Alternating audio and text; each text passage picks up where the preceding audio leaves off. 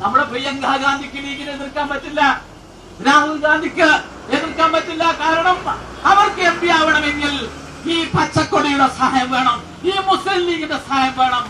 അതുകൊണ്ടുകൂടിയാണ് അവർ നെഹ്റു കുടുംബത്തിന്റെ സ്വാർത്ഥ താല്പര്യത്തിന്റെ പേരിലാണ് ഏറ്റവും വിശാലമായ ദേശീയ വികാരത്തിന്റെ പ്രശ്നങ്ങൾ പോലും സ്വന്തം കുടുംബത്തിലെ തന്റെ പൊന്നുമോള് പ്രിയങ്കക്ക് എം പി ആകണമെങ്കിൽ ലീഗിന്റെ സ്വാധീനം വേണം, സഹായം വേണം.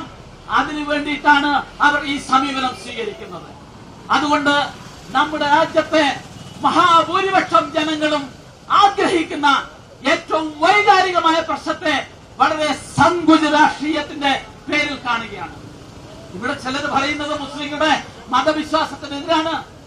അങ്ങനെ പറയുന്നവരോട് എനിക്ക് പറയാനുള്ളത്, വന്ദേ മാതരം ഗീതം നിങ്ങൾക്ക് യൂട്യൂബിൽ പോയാൽ അതിന് മുഴുവൻ പരിഭാഷയും കിട്ടും. ഓരോ വരികളുടെ അർത്ഥം നിങ്ങൾ നോക്കണം. എത്ര മനോഹരമായ കവിതയാണ് ബങ്കിം ജി എഴുതിയിട്ടുള്ളത്. എത്ര മനോഹരമാണ്. ഇന്ത്യയുടെ മലകളെ കുറിച്ച്, നദികളെ കുറിച്ച്, പച്ചപ്പിനെ കുറിച്ച്, രാത്രിയിൽ വരുന്ന നിലാവിനെ കുറിച്ച്, മാത്രമല്ല സ്വന്തം ഭാരതാമ്മയെ ഏറ്റവും മനോഹരമായ ഉപമകൾ കൊണ്ട് ഏറ്റവും വൈകാരികമായ ദേശവികാരം നമ്മുടെ മനസ്സിൽ ഉയർത്തുന്ന ഒരു മഹാഗീതമാണ്. ആ ഗീതം എങ്ങനെയാണ് മതവിശ്വാസത്തിനെതിരാകുക? ഞാൻ പറഞ്ഞല്ലോ, പരിശുദ്ധ ഖുർആൻ മനഃപ്പാഠമാക്കി അബുൽ കലാം ആസാദ് പാടി നടന്നിട്ടുള്ള ഒരു ഗീതമാണ്.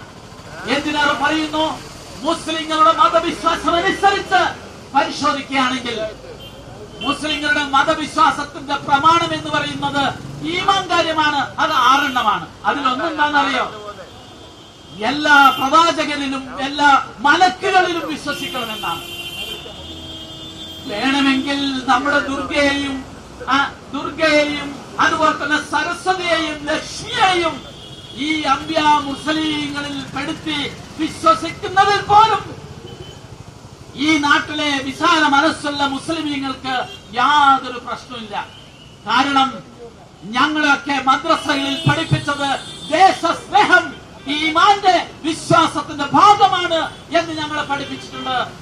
അതാണ് ദേശീയ മുസ്ലിങ്ങളുടെ പൊതുവികാരം നാം മനസ്സിലാക്കേണ്ടത്. അതുകൊണ്ട് നമ്മുടെ രാജ്യത്തെ, പ്രത്യേകിച്ച് നമ്മുടെ സംസ്ഥാനം ഉൾപ്പെടെയുള്ള പ്രദേശങ്ങളിലെ ഒരു സംഘം ഇസ്ലാമിക തീവ്രവാദികളെ സന്തോഷിപ്പിക്കാൻ വേണ്ടിയിട്ടാണ് ഈ നിലപാട്. പ്രീണന രാഷ്ട്രീയത്തിന്റെ ഭാഗമാണ് ഇവിടെ കോൺഗ്രസ് സ്വീകരിക്കുന്നുള്ളത് എന്നും മനസ്സിലാക്കേണ്ടത്. അതുകൊണ്ട് കോൺഗ്രസ് ഇതിന് വലിയ വില നൽകേണ്ടി വരും. ഇതിന് കോൺഗ്രസ് നിയമപരമായ വലിയ വെല്ലുവിളികൾ നേരിടേണ്ടി വരുമെന്ന് താക്കീത് ചെയ്യാൻ ഞങ്ങൾ ആഗ്രഹിക്കുകയാണ്. ഞാൻ ദീർഘിപ്പിക്കുന്നില്ല. ദേശസ്നേഹ പ്രചോദിതമായ ഈ മഹത്തായ ഗാനത്തെ നിന്ദിക്കാൻ തയ്യാറായിട്ടുള്ളവരോട് ശക്തമായ പ്രതിഷേധം രേഖപ്പെടുത്തിക്കൊണ്ട്, ശക്തമായ ദേശീയ വികാരം രേഖപ്പെടുത്തിക്കൊണ്ട് ഈ രാജ്യത്തെ മുഴുവൻ ജനങ്ങളെയും ഒരു ചരടിൽ കോർത്ത പൂക്കളെ പോലെ ഒന്നിപ്പിക്കുന്ന ഏറ്റവും മഹത്തായ ദേശസ്നേഹ പ്രചോദിതമായ ഗീതം, ഈ ഗീതത്തിന്റെ മുമ്പിൽ ഈ രാജ്യത്തെ മുഴുവൻ ജനങ്ങളെയും ഒന്നിപ്പിക്കാൻ സാധിക്കും എന്ന് മാത്രം പറഞ്ഞു വെച്ചുകൊണ്ട് എന്റെ വാക്കുകൾ അവസാനിപ്പിക്കുന്നു.